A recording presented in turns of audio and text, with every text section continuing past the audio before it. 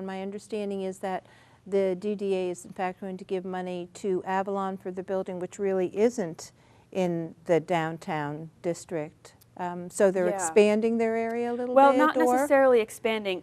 When the DDA was created, there was a plan that went along with its creation. And in that plan and in subsequent actions by the DDA, there's been a recognition that that there are things that can happen outside the district that would benefit the district itself. And so there has been an allowance for funds to be spent outside the district if there is perceived to be the benefit in the district. So historically, the DDA has funded, the buses through the Go Pass. Yes. We've done other kinds of transit projects. Yes. And we Connector, have I think you... the connector, mm-hmm. Yep. And then there has been affordable housing, and most recently the DDA has passed, I think within the last year or two, a resolution that says that we would spend our money, we take a specific amount of money every year and set it aside in a housing fund expressly for affordable housing. And we said within the last year or two that we would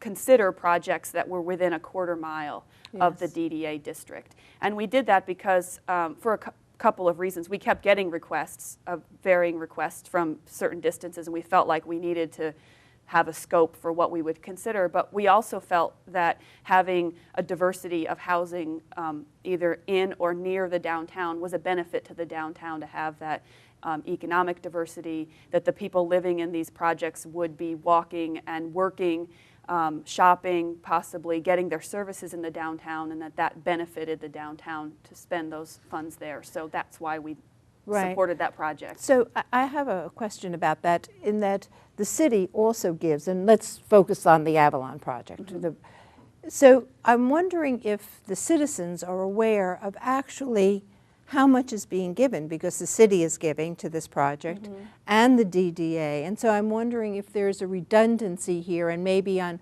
other projects too, that both entities are giving and we're not aware.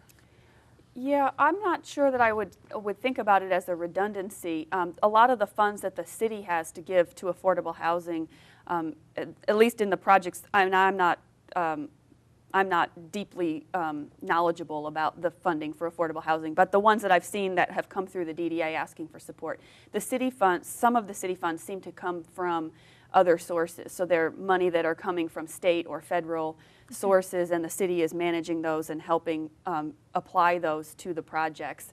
So I don't necessarily know if there's a redundancy in tax dollars going to support these projects. Mm-hmm. But certainly the requests that I've seen at the DDA have been pretty transparent as to how the funding is being put together. So I think that any citizen would be able to access the information that I've seen and be able to look if they have questions. Okay. And so now you want to discuss the parking, and maybe that happened in 92 and then 202 it expanded. Right. Did you want to tell us about that? So the DDA was created in 1982. 10 years later, the parking supply within the city seemed to be in a pretty bad shape and was losing the city a lot of money, is my understanding. I wasn't involved back then. Right. But so the DDA took over the management and operation of the decks in 1992, and then came the meters, the on-street meters, in 2002. So the DDA has a parking fund that the revenues that are collected through the the quarters you put in the meters and the tickets you pay at the decks, and then has used the revenues to reinvest back into the parking system, have made a lot of improvements into the parking system, have fixed crumbling parts of it, really built up the parking so that it's a good resource for the community to use. The money goes to pay for equipment upgrades, has gone to make additions to the system, and so since 92, and I'm probably not getting them all correct, but I believe that the deck at 4th and Washington was built, and an addition has been put on at 4th and William, and now we have the underground deck. And I think also Forest was expanded, I think. Yeah, so you've really added a lot.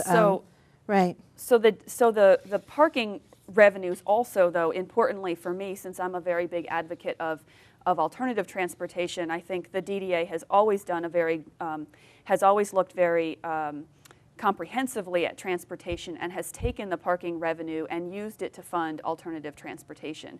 And so programs like the Go Pass and the Link Bus, You should tell people what the Go Pass is. The Go Pass and the Get Downtown program was a program that originated as a partnership through the DDA, the Chamber of Commerce, and the AATA, and maybe the city. I can't recall all of the entities, but it's aimed at getting people downtown, workers downtown, by maybe not everybody driving their car by themselves. I think it would, right. would and be. So it's subsidized. The worker can ride for free, is my Right, understanding. and so the Go Pass is one program of Get Downtown, and the DDA pays a subsidy to the AATA to have Go Passes, and so they're provided to employers. I think employers pay $5 per pass, and then they can pass them along to their employee, and then you have unlimited bus service.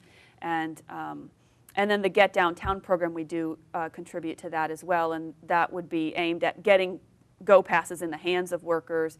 The Get Downtown program does a lot of work at making commuters understand their options, showing them that there's express bus service, trying to get them comfortable riding the bus or into if they want to ride their bike, how they might do that, where they might park it, all kinds of options for commuters.